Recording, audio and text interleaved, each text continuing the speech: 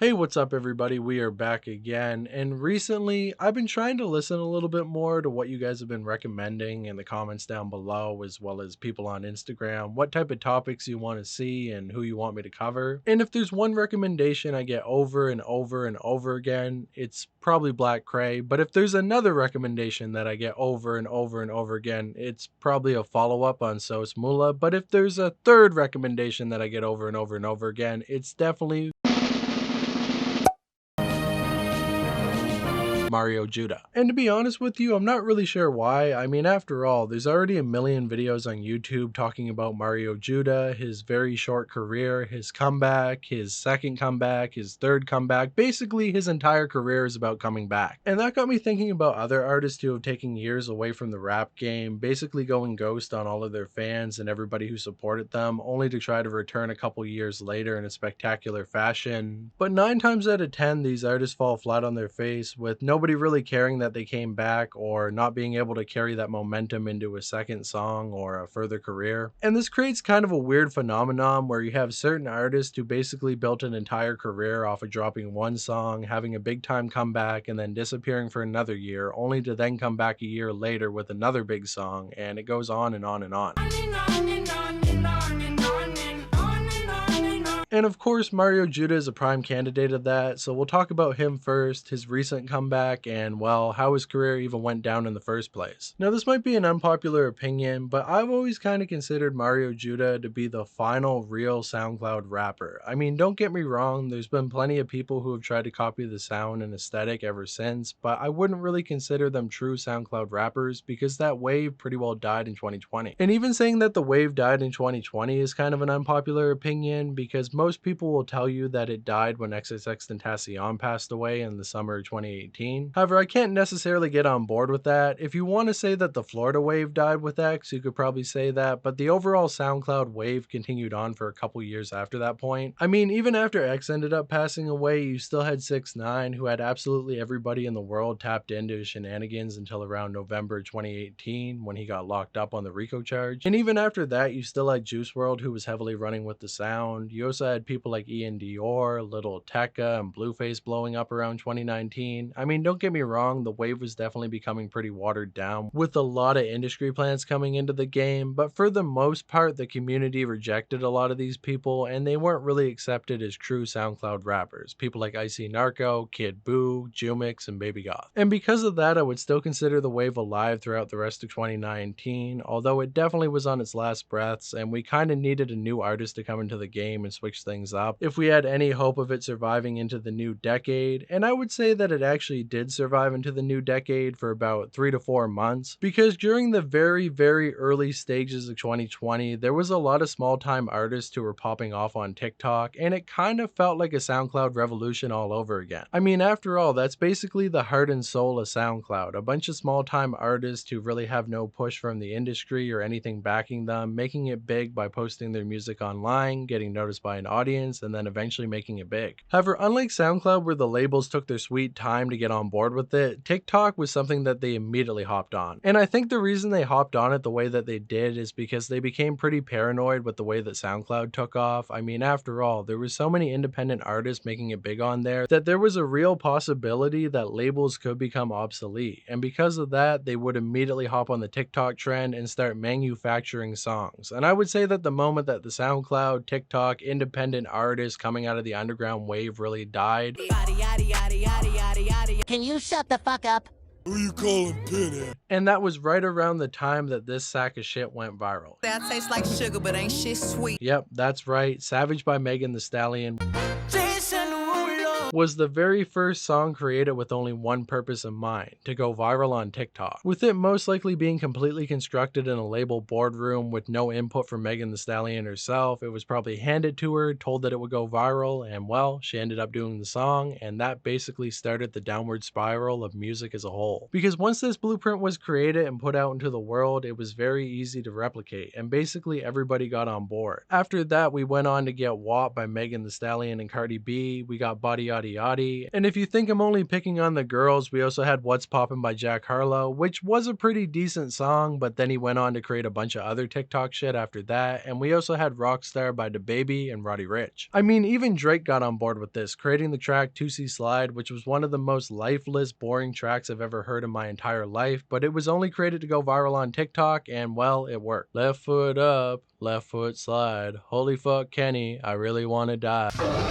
So at this point, things were looking pretty bleak for music, but then out of nowhere, a random overweight red-haired rapper would come out of the mold with a random viral hit that nobody would have expected called Die Very Rough, with the music video being posted on a random channel called One Room Media, which at that point was really only known for filming weddings. And on top of that, this song had a little bit of emotion in it. I mean, it wasn't some random auto-tuned, overly produced song where he was only saying a couple words and wasn't really putting any energy into it. This man was all in. I will find you, nipple, don't you run from me, young nipple. You are not fast enough. And as goofy as the song was, it seems like it struck a nerve with people because it would immediately start running up views, eventually go viral on TikTok as well, with several memes being made about it, and everybody was asking, who the hell is this rapper? And at first, there really wasn't a whole lot of information on him. I mean, there was one written article about him on Lyrical Lemonade, which you could find at the time, but let's be honest, nobody really reads nowadays, so if he wasn't doing a video interview, nobody was going to know anything about him. However, unlike a lot of artists who try to stay in the shadows and not really talk too much, Mario Judah was more than happy to put himself out there and really start to build up a name for himself, with him immediately following up Die Very Rough only a month later with another track called Crush, which definitely wasn't as big of a hit, but still did some pretty decent numbers, which proved that Mario Judah wasn't a random one-hit wonder and people were truly behind him and ready to get on board with his movement. And before people try to argue with me and say that he was a one-hit wonder, do you remember what the second song that the Corvette guy put out, or do you even remember what the Corvette guy's name was in the first place?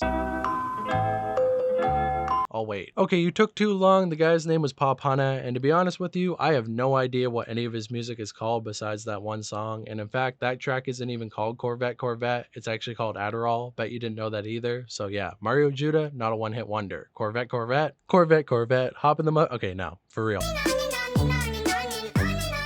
One-hit wonder. After that, Mario Judah would go on to remix the track Rockstar by DaBaby and Roddy Ricch, and I'm not even gonna hold you, this is definitely my favorite song that he ever created. I mean, I know he didn't write it, but he definitely took it over. How you pull up? Come on, how you pull up?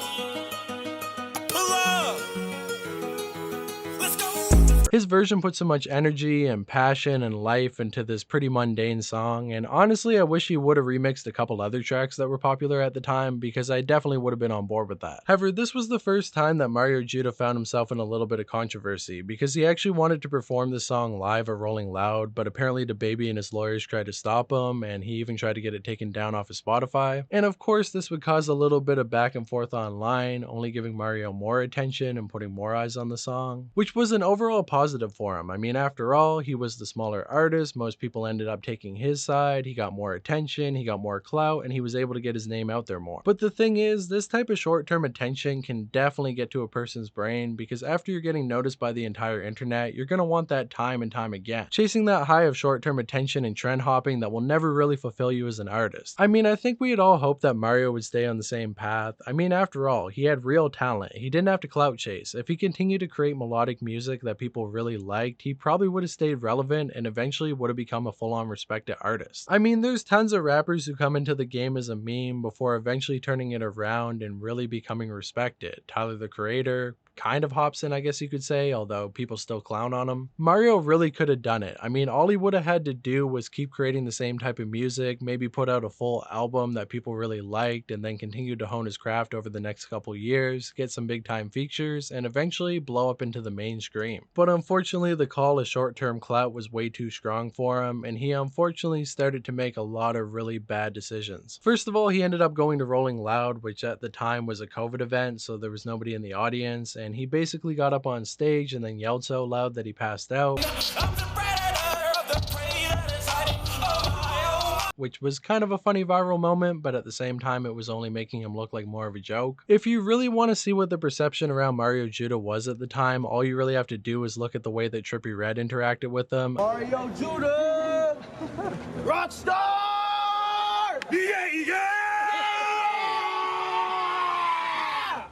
I fuck with you off rip. I mean, Trippie wasn't talking to him like he was a real artist, he was only really looking at him like he was a meme. But honestly, all of that really isn't that big of a deal. I mean, a couple viral moments where he looks goofy, he could definitely overcome that. The real big mistake that he made that night was signing a deal. And don't get me wrong, I'm not saying that he should have stayed independent for the rest of his life. I actually think signing a deal was a really good idea, but the thing is, he probably should have waited a little bit longer until he had a couple more hits so he could negotiate a bigger bag. The thing is, when you have one massive hit, oftentimes labels do want to sign you, but they really only want that one song, they want the money off of it, and then they're going to chew you up and spit you out without letting you release any new music. But at the same time, I do understand the mindset that Mario probably was in at the time. I mean, after all, he went from making music in his parents' house to now being a viral star, and he probably felt like his moment was fleeting and that he wouldn't have a very long-lasting career. This might have been his only opportunity to make life-changing money, and if he let this pass him by, he probably would have regretted it for the rest of his life, so he ended up signing a deal with the devil. The label that Mario ended up signing to is called Born Leaders Entertainment, and all things considered, they're pretty small and independent. They only really helped with Rob Banks' career a little bit, as well as Wi-Fi's funeral, and their main claim to fame is, well, signing Mario Judah. And you would think with Mario being the biggest star that they had on the roster, they'd be putting everything they had into him in his career, but it seemed like they had invested interest in getting another artist on the label popping, going by the name of Tess X. However, all of that wouldn't start to unfold until a couple months later. Right now, it seems like everything was pretty good for Mario. I mean, he would start to roll out new music, he was starting to get a lot more attention on Instagram, he was teasing new features. It seems like his career was really going to take off in a big way. But this is where Mario ended up pulling his very next stunt. He was going to copy Playboi Carti. Well, not really copy him, more so bully him. Or bullying him by copying him, or copying him by bullying him. Okay, basically to explain what was going on, Playboi Carti had been teasing a new album for years and years at this point, with fans waiting since 2018 for a new project and a follow-up to Die Lit, which of course was a massive hit, and he would constantly talk about it on his story, saying that a whole lot of rep was going to come, it would be this year, it'd be this month, this week, and then nothing. And people were starting to get very frustrated by him not dropping the project, and one of those people was actually Mario Judah. He had said that he had been a fan of Playboi Carti for years at this point, and that he wanted the project as bad as everybody else. So he basically told Carti, if you're not going to drop Whole Lotta Red, I'm going to drop it instead. And he ended up putting out a track called Bitch Yeah,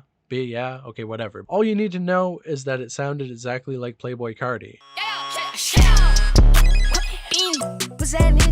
And at first, a lot of people were very entertained by this. I mean, after all, they wanted new Carti music, Mario was making it, some people actually liked the song, some people thought it was funny, and he once again got a lot of attention. And then immediately after that, he would go on to drop a project with 4 songs on it, which were all in that Carti style, and I believe that he was going to continue going on with this, not thinking that Carti would actually drop the project, but that very same December, on Christmas no less, he ended up putting out Whole Lotta Red. And I really think this fucked up all of Mario's momentum. I think he was really hinging himself on the fact that Playboi Carti wouldn't drop the project, and once he did, he kind of had to pivot, with him now saying that the project was bad and that he didn't like it and nobody else did either, as well as asking for a deluxe version, and if he didn't put it out, he was going to drop it instead. And at this point, he was kind of looking desperate. I mean, before it came off like he was a genuine fan, and at this point it came off like he was kind of a clout chaser. So at this point, if Mario was smart, he would have completely left this all behind, went back to making melodic music and getting people back on board with that. I mean, after all, you basically got everything that you wanted out of it. You got attention, you got clout, you got a couple songs that did really well, and you got a whole lot of red. What more could you want? Take the W and move on. But it seems like Mario really couldn't do that because he would stay on the topic for way too long, and then when he finally did pivot, the next move that he made was definitely the worst one that he ever thought up, because Mario would actually end up going live on Instagram and then pretend to beat up his girlfriend. Basically, him and his friend were driving in a car. Apparently, he caught his girlfriend cheating on him, so he hopped out of the car and then beat the shit out of her and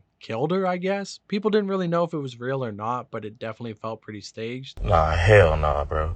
Keep going, bro. I know that's not her, bro. Oh, God, that's not her, bro. Keep going, bro. Don't stop, bro. Keep going. Move, go. Oh, stop the car, bro. Stop the car. Hell nah, bro. You fucking serious?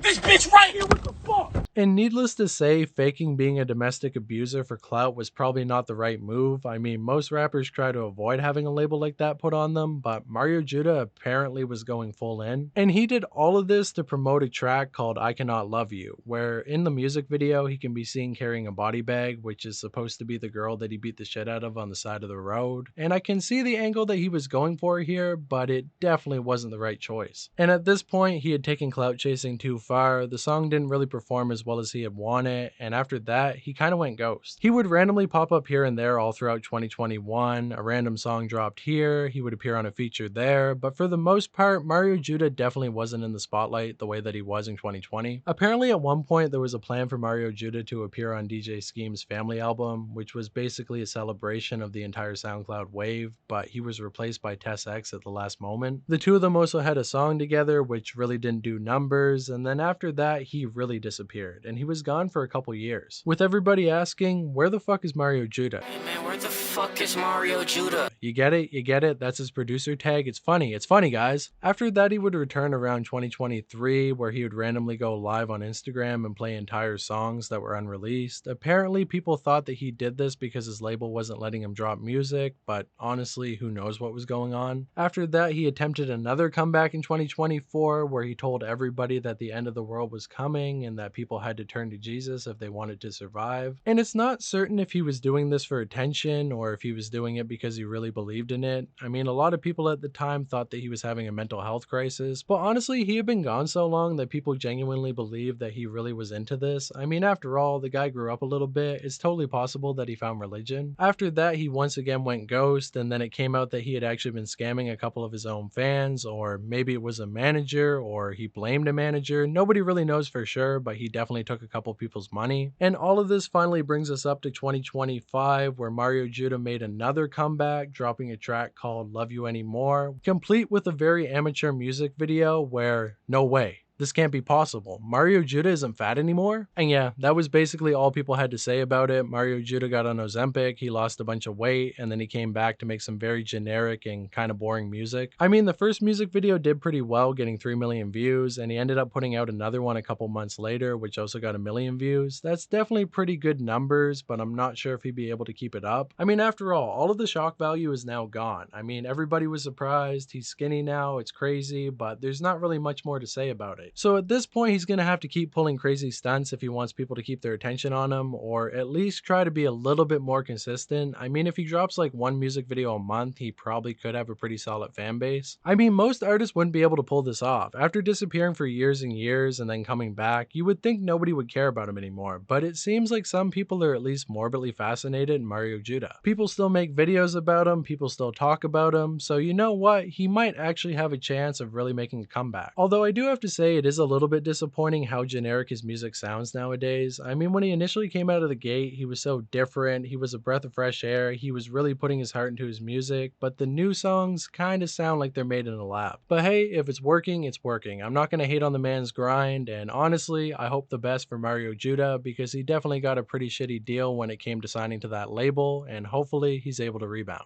Now with that said, did you guys know that Smokepurpp came back recently, or did you even realize that he was gone in the first place? Yeah, that's right. When everybody was paying attention to Mario Judah and the way that he lost weight, nobody was paying attention to Smokepurpp coming back in the game with a groundbreaking revolution of also losing a lot of weight. Yeah, that's right. We got Skinny Purpp. Yeah, it turns out after getting heavily embarrassed throughout 2020 to 2021, Smokepurpp decided to take a bit of a step away from the rap game. I mean, he did drop a project in 2022, which was honestly pretty good and a little bit different from the usual style that he makes. After that, he would hop on a couple features with Lil Pump, but besides that, he was pretty well out of the public eye, and because of that, there was a lot of rumors. Had his drug addiction got so bad that he could no longer appear in the public, maybe he was too embarrassed by the way that his career turned out and he wanted to fade away from the public eye, or maybe Lil Pump had secretly killed him and buried him in his backyard without anybody realizing. Rest in peace to the Florida Gyp. But no, for real, Purpp was alive, but it seemed like he might have been running out of money, because pretty recently he's been promoting a lot of cryptocurrency, and in the big 2025, I'm pretty sure everybody knows that meme coins are a complete and utter scam, so he seems to have no problem with taking advantage of his fans, although I'm not really going to hate on him because every rapper does this. And of course, he would end end up getting a lot of pushback, and you would think that Perp would have rode this out. I mean, after all, like I said, basically every influencer does this type of stuff, and Perp hadn't really been popping in a couple years, so most people probably would overlook it. But either he felt bad, or maybe he didn't want all of the bad publicity, because he ended up taking down all the advertisements of the coin and basically burned all the connections that he had to it. Let's be honest though, he probably rug pulled all his fans and then ran off with the bag. But either way, he's now back, he lost a bunch of weight, and he seems to be in much better health than he was a couple years back. I mean, about a year back, I actually ended up doing an interview with Lil Xan, and he would talk about Smokepurpp, saying that his drug addiction was so bad that he couldn't be around him anymore. And if you're being told by motherfucking Lil Xan that you need to stop doing drugs, well, you should definitely reevaluate a lot of your life choices. And it seems like that's exactly what he ended up doing. He's been getting back to work, and he's been dropping a lot of music with Lil Pump, who also has pretty well fallen off at this point. I mean, dude ended up dropping a song with Lefty Gunplay and only got like 100,000 views on YouTube, so he definitely seems pretty washed up at this point. But surprisingly, him connecting to Perp has been getting them a lot more attention. I mean, they ended up putting out a music video that got 300,000 views, which isn't amazing, but for the two of them is pretty good. On top of that, they've also been teasing a joint mixtape together, and honestly, it's kind of surprising that they never ended up doing one of these before. They definitely should have at the height of their career. But even in 2025, they got a lot of fans hyped up for this, as after all, there's a lot of nostalgia for the SoundCloud wave at this point. So it seems like they might be able to ride that nostalgic wave for a couple more months. And even though they're never going to hit the same numbers that they had at the height of their career, it's honestly pretty nice to see the two of them still together, still making music, and remaining friends even after everything went down. I mean, it's not very often that you have two people who are close friends and then they get famous, and then one of them gets way more famous than the other one, but they still remain good friends and on speaking terms. I mean, most rappers leave all of their friends in the dust the minute that they get fame, and while Lil Pump definitely did leave quite a few people behind, he always kept Smokepurpp around, and that's honestly kind of beautiful. As after all, the age-old saying goes, blood is thicker than Xanax-riddled water. So Godspeed, boys. I hope you guys remain friends, and with all that said, we can now end off this video. Right? There's nobody else we got to talk about? Okay, fine. We'll talk about him. Tekashi 6ix9ine, the biggest rapper to ever come out of the SoundCloud era. He took the world by storm in 2018 and had everybody paying attention to him. He then went to jail for like 2 years and everybody forgot about him, only for him to come back in a big way in 2020 with massive hits. We got Goober right out of the gate, which went on to get millions and millions of views on YouTube, as well as going number 3 on the Billboard Hot 100. And then after that, he dropped Trolls, which went number 1. Although the song was kinda ass, I'm not gonna lie. After that, he went on to drop Punani featuring Tory Lanez. Oh wait, he couldn't get Tory Lanez on the song because the Megan Thee Stallion incident happened pretty recently, so he was removed. So 6ix9ine ended up putting out the song as a single without any features, and then it didn't even scream well enough to hit the Billboard Hot 100. After that, he put out a trash album called Tattletales, and then completely disappeared for like a year. But hey boys, everything is okay. The only reason that he went ghost is because he got fat after prison and he wanted to get skinny again. Holy shit, there's definitely a trend of rappers getting fat and then getting skinny when they want to make a comeback. Maybe I should call this video the Ozempic effect.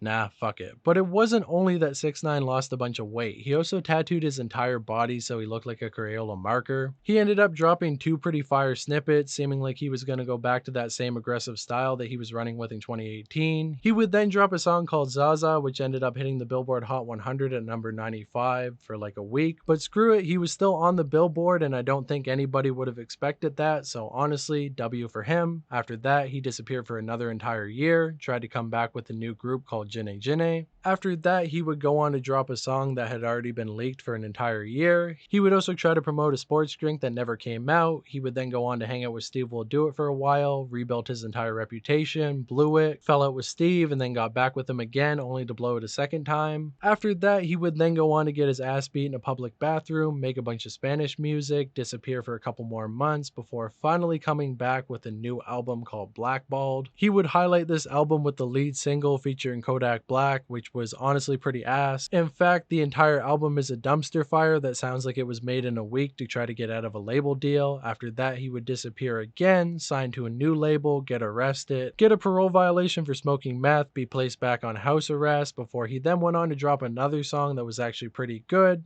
disappeared again, and then finally finally came back in 2025 with 2 music videos on the very same day, which basically nobody paid attention to. Oh yeah, and he also owes a lot of money to the IRS, and they ended up taking back all of the chains, plaques, cars, basically everything that he built up in his entire career was seized and placed online for people to bid on. And all I'm saying, if one of you guys want to be really generous and get me that Gotti plaque, I will graciously take it. But with that said, that's basically the career of 6ix9ine. He came back recently. Did you notice? Probably not. Got a couple million views. Not too bad, but for the most part, bro's pretty washed up. But honestly, for the culture, we really need a track between Smokepurpp, Lil Pump, and 6ix9ine. I think that would get like 5 million, maybe 6 million views, and honestly, I think all of you guys could use that right now. And if you're feeling really freaky, get Mario Judah on there as well. If that happens, I want to cut. No, but for real, if it happens, I'll be very happy. And with all of that said, that's the video. Let me know what you think in the comments below. If you want that So Smoola follow-up, all you got to do is say the word. Surprisingly, there is actually quite a bit to say. He's been doing a lot better than I would have expected. If I get like 15, 20, 25 comments saying they want it, I'll do it. And besides that, delete this gang is strong, delete it, delete it, delete it. I hope my microphone sounds better in this video. I got a whole new setup, and if it does, God bless. If not, well, fuck, I gotta move it again. But anyways, peace out, guys. See you in the next one. And with all that said, peace out, homies.